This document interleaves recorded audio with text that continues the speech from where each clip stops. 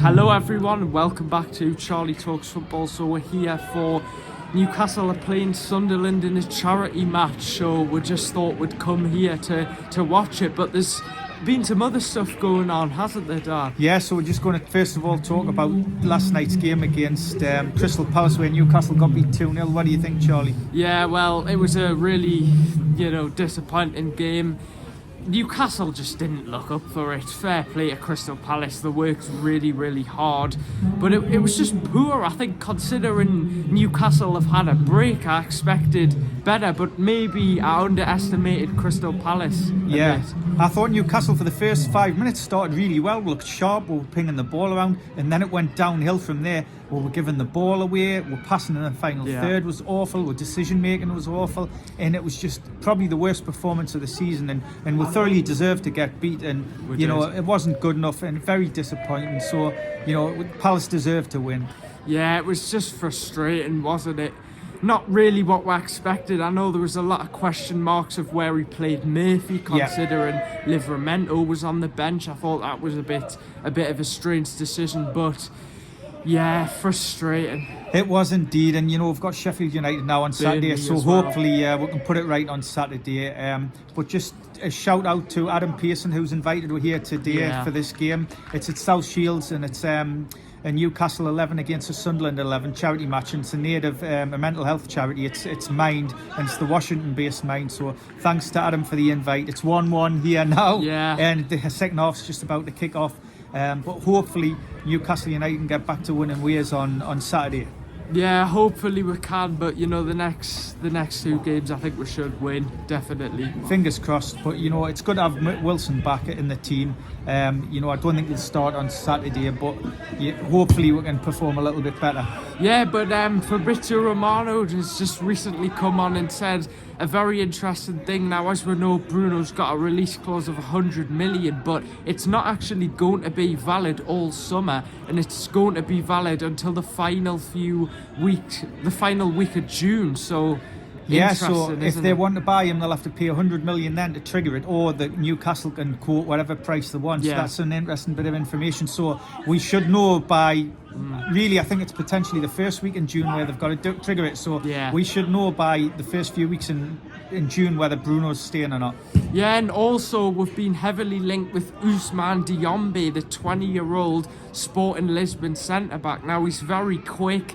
According to many reports, Newcastle scouts have watched him multiple times in the AFCON. Apparently, we've moved ahead of... There's a lot of top teams interested in him, but I don't really know much about him, but I had him on my football manager and he turned out to be world class. So he's really highly regarded. He's young, he's tall, he's strong, he's fast, he's technically good on the ball, a great defender. So it would be a real coup if we could get him in. There's a lot of clubs in Europe monitoring him, and a lot of other English clubs as well monitoring him. So apparently Newcastle are ahead of the queue, so if we can get him in, that'll be really good.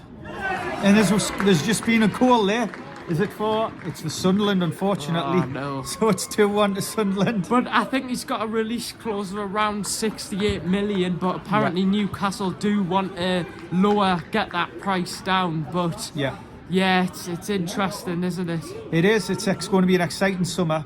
But, the main thing is we need to get back to winning ways on Saturday to try and get that European spot for next year. It was nice to see Wilson on the bench as well. After a while, gives you a bit of strength and depth, doesn't it? He's back, but just a frustrating result. I don't think we've got the best record at Selhurst Park.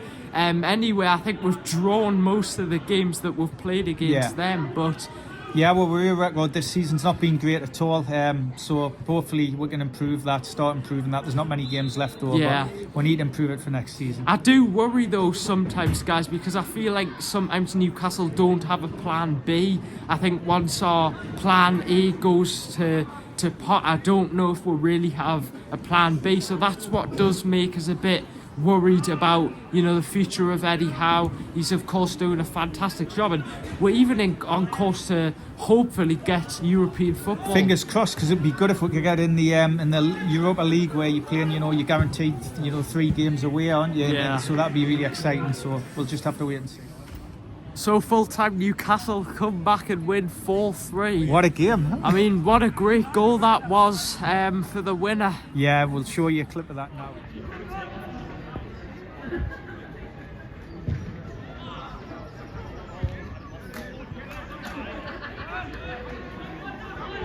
Shoot! Oh, what a goal! What a goal! 4-3 Newcastle. Wow. Newcastle were looked down and out and they were getting beat, but I think the keeper was man of the match for Newcastle. But Yeah, I mean, I was getting a bit worried because Sunderland, you know, were on top in the second half, and then Newcastle scored the goals and came back into it. yeah, free kick to make it 3s each, and then a fantastic shot from about, it must have been about 30 yards out in the top corner. Of course, shout out to Adam P and Geordie Josh and the Magpie channel. Who, and Rubenstein's here and tonight as well, and Rubenstein. Geordie Josh. So good to see them supporting North East Mind charity, which is really good. Yeah. Great game today, and there's quite a few people down here, and thank you to South Shields obviously for putting it on as well, because it's a great stadium. Yeah, so thank you guys for watching. And we'll see you in the next one. Bye. Bye.